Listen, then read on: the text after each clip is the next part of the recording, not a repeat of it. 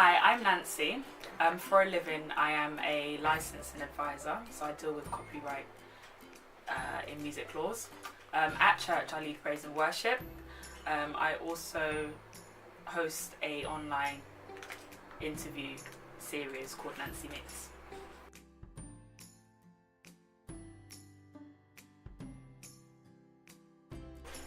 I believe being an example is forming behaviours and patterns that are good to emulate, which is being a good example. Obviously you can have the opposite of being a bad example, where you're doing things that others may copy but it is of no benefit to them.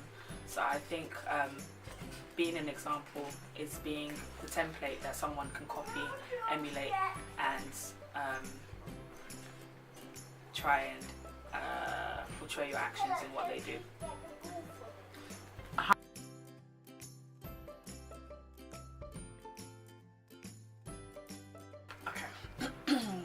My relationship with Christ has made me different. It forms the way I respond to certain situations, the way I react, the way I build relationships and friendships.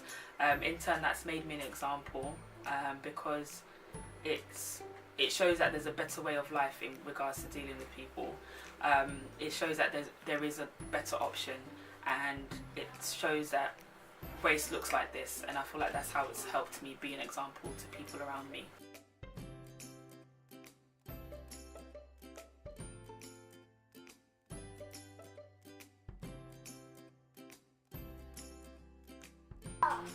It was important to me because I think for a long time I was just frustrated.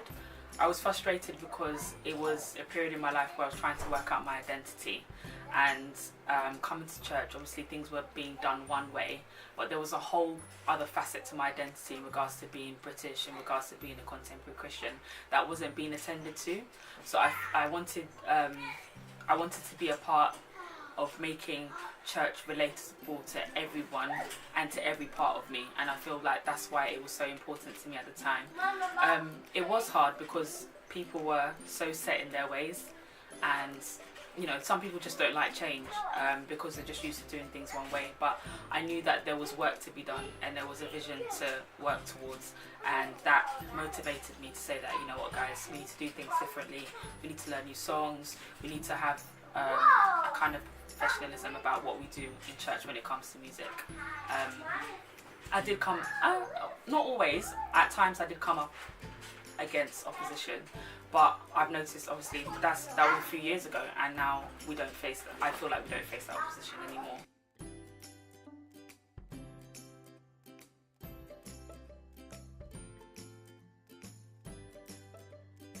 But I remember it was he wasn't up beside an elder at the time. He was our deacon, Alex, at the time actually, and that's where it started. So we started having conversations in regards to what I listened to outside of church in regards to music, and then he just had a heart for wanting to put emphasis on having music in the church that is relatable, that is accessible to everybody, that everyone can resonate with. And that's just where it came. I just brought into church what I was already listening to outside. I was happy to teach them new songs and stuff. I just think it's important in regards to building a culture in church that is available for everybody, that no one feels excluded at any point in time, where they can all feel comfortable and engage in our praise and our worship. And that's why I really thought it was important to change the way that we do things. Some were like, oh, this is great, this is new, oh, this sounds different, I like this song. And then you had some people like, they feel like there's, I don't know, that'd be weird. There are certain, obviously, maybe the older members of the church felt that there's fire missing in certain types of songs, that I feel like even to a point it was done out of rebellion, where they purposely wouldn't engage because it wasn't what they were used to. So you had those people like, oh, just do it the old way, or just do it the way that we normally do, and then church is fine. And then I think I wasn't come up against it, but people weren't always happy. But then I think they just got used to it. When certain members say that, you know what, we're not going to change, we're trying to do something new, and we're going to keep the something new going. And if you stick to that decision to do that, they just come on board eventually. If you can't beat them, join them. And I think that's what the case was.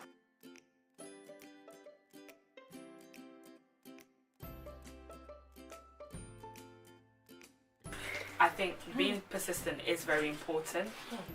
Alongside your persistence, you need to be determined to see your vision out through to the end. It's obviously do it in a way where you're not being rude, you're being polite about it, but just understand that what God has shown you is real, because you know He lays things on our hearts. His desires for us are molded around what we love, what we like to do.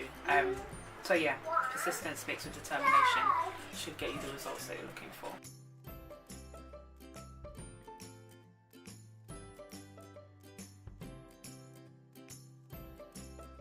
Don't give up. Like, I know it's hard, but just don't give up. Oh my God, there was just days where it's like, you know what, I really cannot be bothered.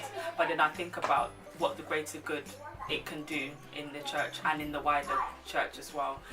So for that reason, just don't give up on it, no matter how many walls or barriers that you may come against. Don't give up, and be clear with your vision. When you're trying to explain something to someone, just see it as you're almost presenting it. Like, have it, if you have to do a PowerPoint presentation, to let them understand that, you know what, I'm really serious about doing this, whatever it is, be it music, be it some sort of creative form, be it the way sermons are done, or how do you think church services be, whatever it is, come forward with a very good case. And I feel like in those instances they're sure to listen to you when they realise how serious you are about it.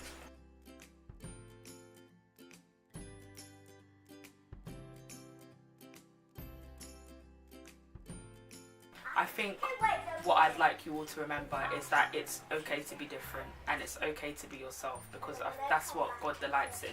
He didn't make us all the same to all fulfill one vision. He made us different to fulfill His vision, and bring glory to His name. So it's okay to be different, and that's how you eventually stand out. You don't do things that everyone else is doing. You don't act like the same way that everyone else is, and that's how you'll get different results. Yeah, I think that's it.